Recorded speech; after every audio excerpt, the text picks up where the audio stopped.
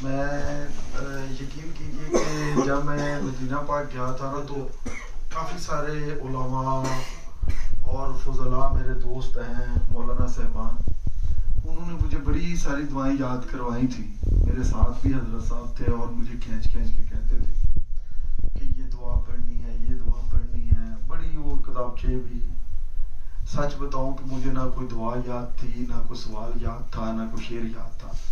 तो इस तकरीब में भी मेरी वही कैफियत हो चुकी है कि मुझे अब कुछ भी याद नहीं है। आपकी मोहब्बतों का हसार, और ख़ास तौर पे जो मगरिब के बाद सेशन हुआ है, मैं जब बाहर गया हूँ तो मैंने शहीन साहब को कहा है कि यार इन्होंने बेड़िए काम मके टोरिए चलिए, लेकिन अब मेरा भी जी चाह रहा है, क्योंकि सब तो कड़ा मैसा के मुक्के कम, लेकिन अब मेरा भी जी चाह रहा है कि ये बातें होती रहें और ये चलता रहे। और मैं ये समझता हूँ कि ये सैयद बादशाह आपकी रूह का तसर्रुफ है, जिसने महफिल का रंग जमा दिया है, बदल दिया है और ये सारे दोस्तों के आने का सफर का यानी कि पूरा हो गया रूहानी गज़ा। ये शायद मैं समझता हूँ कि तसर्रुफ है हज़ूर अलैहिस्सलाम के इस शहजादे का और आका अलैहिस्सलाम की नजर इनायत है कि इस तकरीब को इतना जबरदस्त वक़ार मिला है।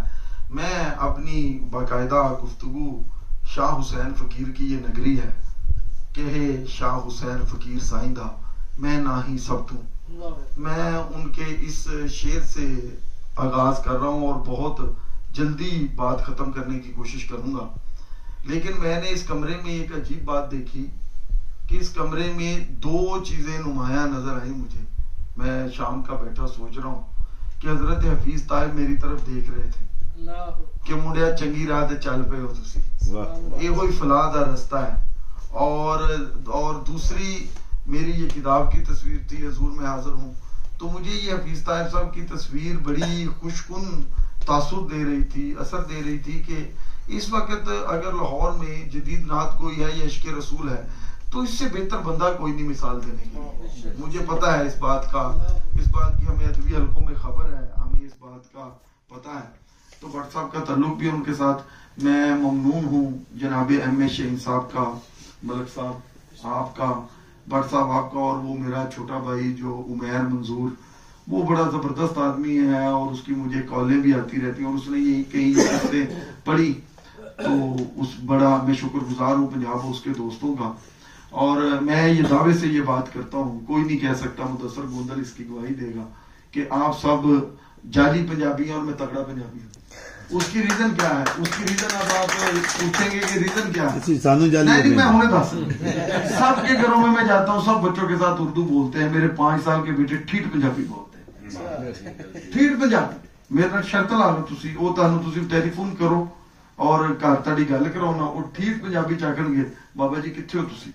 अच्छा, मेरे दोस्त सारे मुझे कहते हैं कि आप इनको पंजाबी क्यों सिखाते हैं?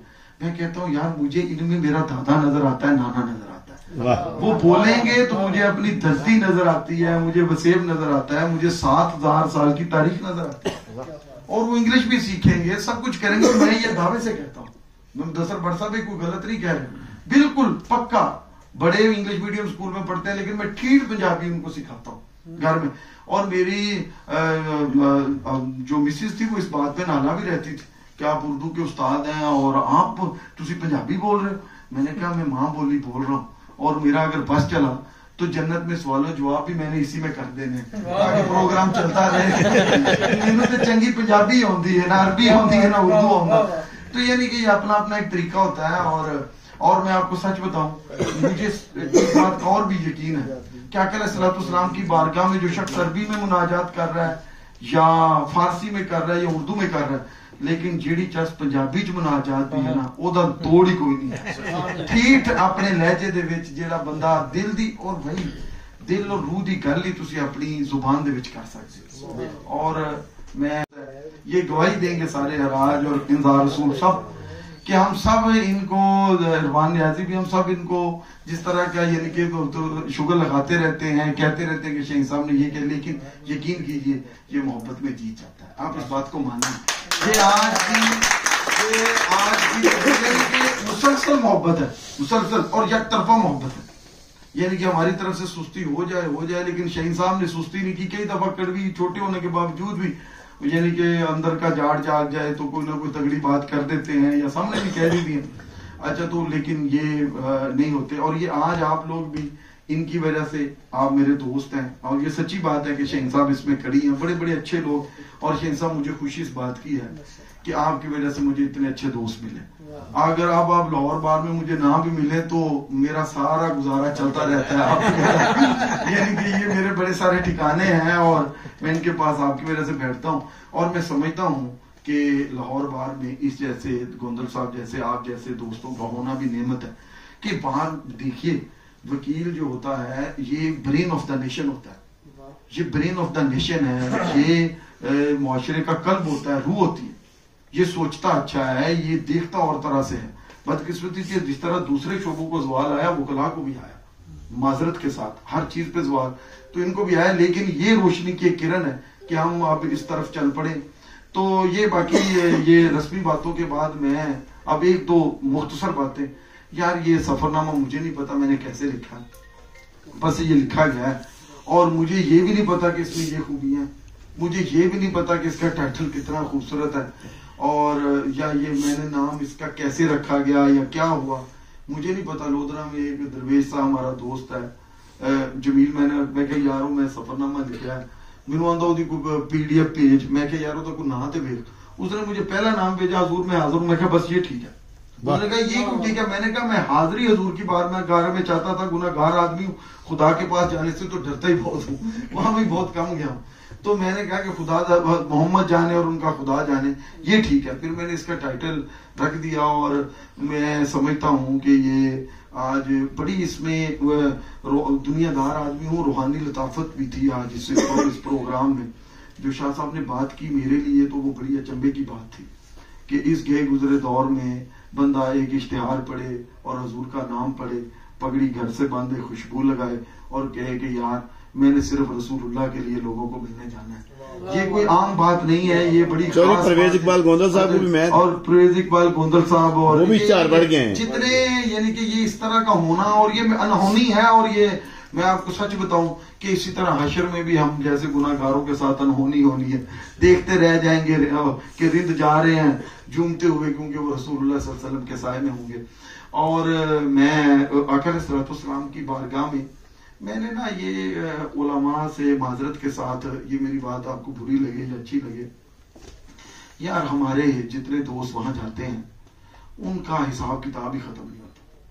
50,000 नमाज, 100, 1 लाख नमाज, यार पता नहीं अल्लाह ताला ने कैसे कर दिया। मुझे तो जो असल नमाज थी वो भी याद नहीं रही, सच बताऊं। मैं जितने दिन वहां रहा हूं, मुझे वो इमाम साहब पढ़ते थे, दुनिया के सबसे बड़ी बारगाह के वो इमाम थे, मुझे उनके पीछे कोई सूरत आयत नहीं आती थी, ना मुझे को पता है भाई, ना मुझे कोई दुआ याद। ये जितने शेर हैं ये फिर मैंने आके सोच सोच के ऐड किए। वहां मुझे सिर्फ एक आजम चिश्ती का शेर आता होता था, मैं तेगी साहब के साथ बैठ के पढ़ता रहता था। तुसा सानू मुख दिखलावना नहीं, दीद बिना है तुसा जामना नहीं, या रसूल अल्लाह साडा जोगिया वाला फेरा। बस एक गल यानी कि मैं आपको सच बताऊं कि मेरे ज़हन में कोई बात नहीं थी, ना मैं बिल्कुल, मुझे ना कोई इल्म याद था, ना ये याद। और कुरान मजीद भी मैंने पूरा वाजबी सही वहां पढ़ा जितना हो सका। मैं नहीं, अच्छा ना मुझे ये याद है कि 50,000 नमाज का सवाब है, ना 1 लाख नमाज का सवाब। भाई हिसाब किताब वाले मुझे कहने लगे कि मैंने यहाँ जिक्र भी किया उसका, कहने लगे कि आपको मैं बड़ा शोला बयान मुकर्रर हूँ, ये भी बात बता दूं, यानी कि ये मैं बता दूं, लेकिन यकीन कीजिए कि मुझसे बात ही नहीं हो रही, बस मैं ऐसे ही यानी कि करने की कोशिश कर रहा हूँ। और आज यानी कि 10 भी साथ छोड़ रहे। तो मुझे कहने लगे, हम गाड़ी में बैठे, असर का वक्त हो रहा था, कहने लगे यार मैं आपको एक ऐसी जगह पे लेके जा रहा हूँ कि जहाँ आकर सलाम की ऊँटनी के कदम लगे। गज़वा बनु कानका हुआ था वहां, वो घर उसी तरह गोंदल साहब लहरा साहब गोंदल साहब घर उसी तरह महफूज है और उसपे ऊँटनी के कदम है, और वो हवेली 1400 साल से उसने महफूज रखी हुई, वो बाग भी। अच्छा मुझे कहने लगे कि जानबूझ के छेड़ा मलांगा आदमी था, मुझे कहने लगे कि यार असर के टाइम दे विच कोई 15-20 मिनट रह गए नमाज का की प्रोग्राम। मैं क्या नमाज उत्थे चल के पढ़ा, ऊँटनी के कदमां ते सजदा करांगे जाके। उसने कहा बस मैं यही देखना चाहता था कि नमाजों के लिए 50,000 में है या कदम मुस्तफा की तलाश में है। वाह वाह वाह। मैंने कहा कदम मुस्तफा को दूर की तलाश, हम तो हजूर के नाका के कदमों की तलाश में, उठनी के कदमों की तलाश में। तो यकीन कीजिए कि ये जो सफर है, मैं समझता हूँ कि मैं इस किताब के जरिए एक यही पैगाम देना चाह रहा था कि मस्त अलस्त होके जाइए, हिसाबो किताब अल्लाह करने वाला है, वहां जाके मत गिनती कीजिए। मैंने हाजियों को देखा है कि इतना, ये मुदस्सर मुझे बड़ा खींचता था एक लाहौर से, मैंने कहा यार बस बैठ गए, बस ठीक है आप कर रही है, आप तवाफ कीजिए, बस बैठे। तो मैंने तो यकीन कीजिए कि काबा में भी जाके कहीं भी ये नहीं कहा कि अल्लाह मियाँ मुझ पर रहम कर। मैं तो यही कहता रहा कि मेरे मालिक यहाँ मोहम्मद रसूलुल्लाह सल्लल्लाहु अलैहि वसल्लम की खुशबू है, उस खुशबू के सदके अगर रहम हो सकता है तो करते। यानी कि मुझे नहीं पता, मैं यानी कि बारगाह खुदा में भी मोहम्मद मोहम्मद करता रहा हूँ और रसूलुल्लाह सल्लल्लाहु अलैहि वसल्लम को याद करता रहा हूँ। एक ना बड़ा तगड़ा, ये हमारे अरसलान की तरह का जवान था, मैंने जहाँ वाक़या लिखा, मैं ना छतरियों के आगे जाके बैठ जाता था, 6 छतरियां पता है, और वही बैठता था। मैं वहां बैठ जाता था, नमाज क्या पढ़नी जो भी ना, कुरान तो बैठा रहता था। अच्छा, मैं बैठता था तो 8-10 दिन मुझे मिले वहां आखिर पे भी रहने के, तो मैं बैठता था तो एक जवान था बड़ा तगड़ा, उसका आयरलैंड रहता था, पढ़ता था और मोरक्को का। मैंने उससे कहा, अरबी में पूछा, माज़ा तक़ूलु रसूलुल्लाह सल्लल्लाहु अलैहि वसल्लम, कहता कैन यू स्पीक इंग्लिश? मैंने कहा यस। कहता कि पूछिए क्या पूछ रहे हैं? मैंने कहा हुजूर को क्या कह रहे हैं, what are you saying to profit, क्या कर, बड़ा लंबा सजदा करे, बड़ा लंबा। मैंने कहा क्या कह रहे? कहता नथिंग। मैंने कहा चुप करके सीधी तरह बता दो हजूर सामने, वरना ये मसला बन जाएगा, तेरा सारे सजदे जाया। जब मैंने ये कहा तो उसकी आंखों में ना आंसू आ गए। कहने लगा मैं 3 दिन से इसी तरह लंबा सजदा कर रहा हूँ और हजूर को कह रहा हूँ इमसा यदी का इला यौमिल हशर, हजूर क़यामत वाले दिन मेरा हाथ पकड़ ले। आप जरा देखिए कि ये कैफियत, ये इश्क व मस्ती साहिबो, दोस्तों, मेरे दोस्तों, मैंने वहां देखी है।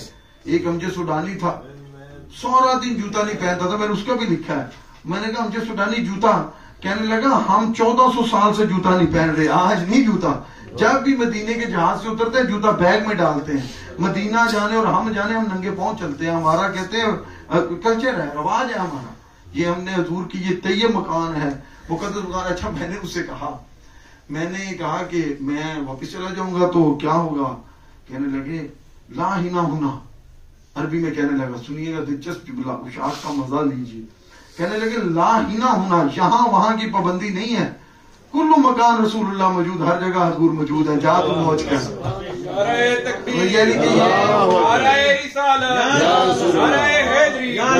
अच्छा, वो मैं यानी कि कुल्लु मकान रसूल, मैं हैरान, उसकी आंखों की चमक देख रहा हूँ। आप यकीन कीजिए कि हम उस वादी में दाखिल भी नहीं हुए जहाँ उशाक रक्स करते हैं और जाम पकड़ते हैं हजूर के हाथ से, हम उस वादी की खुशबू तक नहीं पहुंचे। मैंने ना शाह साहब एक दिलचस्प बात, मेरी पिछली तकरीबें रूनुमाई हुई, मेरे उस्ताद मोहतरम है, उन्होंने एक बड़ी जबरदस्त बात की। कहने लगे यार लोग पता नहीं, तो वो मैं बात करने का मकसद ये है कि उस्ताद मोहतरम वहां आए और सारा वो तकरीब हुई, तो वो भी बड़ी दिलचस्प थी। लेकिन आप यकीन कीजिए कि आज आते हुए मैं एक बात सोच रहा था, मैं दिल में कह रहा था, और उस तकरीब में भी मैंने कही, तकरीब में मैंने एक बात सोची, मैंने कहा यार मुझे ये किताब नहीं लिखनी चाहिए थी। शेख साहब दिल की बात बता यार, ये एक कैफियत थी और कैफियत कईयों को हजम भी नहीं होती। अब हजूर को सजदा किसको हजम हो, ये तो पंडित पीछे चढ़ जाएंगे, और किसको हजम हो हजूर की बारगाह में जबीन झुकाना, और जो कह ही जाए कि मैं काबे में तवाफ में भी मोहम्मद मोहम्मद कहता रहूं, ये बड़ा मुश्किल काम है, ये आसान काम नहीं, हाजमा बड़ा कमजोर है और आम आदमी तो इसको खास नहीं, मेरा नहीं ख्याल कि इसको समझ सकता है। अच्छा, मैंने ये सोचा कि मुझे नहीं लिखनी चाहिए थी, ये मैं शायद गलती कर बैठा उस तकरीब में। और असल में हुआ ये कि वो शोहरत दिल में आ रही थी कि यार ये शोहरत बड़ी हो रही है और तो लोग आ रहे हैं और ये हो रहा है, और मेरे ज़हन में ये बात चल रही थी।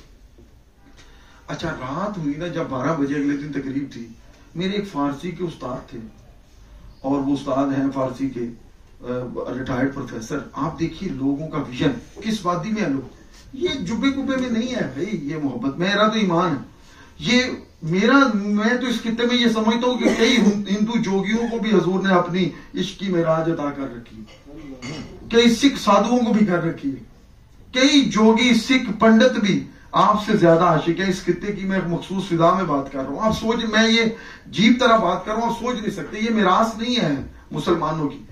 हजूर की मोहब्बत तो मैं समझता हूँ कि आप सोच, मैं समझता हूँ। और बड़े बड़े जोगी यहाँ, भक्त कबीर जैसे, हत्ता के गुरु नानक जैसे बड़े बड़े लोग आए जिन्होंने हजूर की बारगाह में हाजिरियां दी। और बड़ी सारी मिसालें हैं सिख और हिंदू शायरों की, पूरे कबीला है उर्दू पंजाबी का जो हजूर की बात। अच्छा, मुझे रात को आदगा साहब कहते हैं, नईम गुमल साहब, मैंने कहा जी, कहते हैं यार एक बात मैंने सोची है, सुबह हमारे कॉलेज में तकरीब है तुम्हारी, उसका इंतजाम भी बहुत बड़ा वो कर रहे थे खुद पहले भी।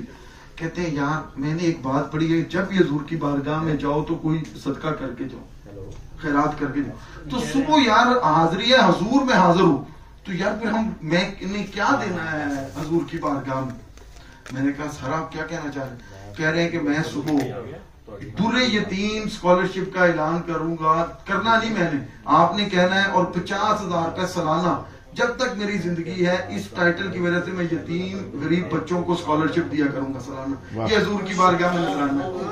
और वो मेरी नजर में एक आम मुसलमानों में दुनियादार प्रोफेसर था, दुनियादार उस्ताद था, हमारी तरह का था, लेकिन उसका ईमान का विजन और चीजें और उसको सोच का अंदाज, एंगल, लोग वही जिस अंदाज से हजूर से प्यार करते हैं। इस कायनात में हम सब कुछ लोग मोहम्मद तक पहुंच गए, कुछ उसकी तलाश में है, बस ये कायनात की हकीकत है, बाकी कुछ नहीं है। ये हजूर की बारगाह में जबरदस्त चिश्ती मशाइख का यहाँ, सोहरवर्दी मशाइख का यहाँ, नक्शबंदी मशाइख का यहाँ, ये सूफिया की नगरी है, सूफिया।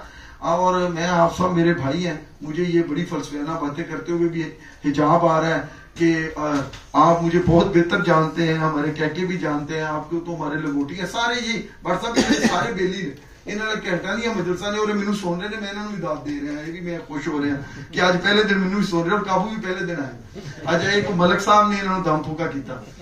मैंने ना ये किताब के बाद ये मेरे से शोहरत आ गई, मैंने कहा नहीं छापनी चाहिए थी मुझे, ना ये नहीं करना चाहिए। अच्छा, मेरे ना एक दोस्त है मेजर असलम सियालवी साहब, सियाल शरीफ से निस्बत रखते हैं, शाह साहब, उनको मैंने फोन किया, मैंने उनका फोन आया, मैंने कहा बड़ी मुबारकबाद दी तकरीब पे, मैंने कहा मेजर साहब मेरा दिल करता था, अब करता है कि ये किताब ना छपती।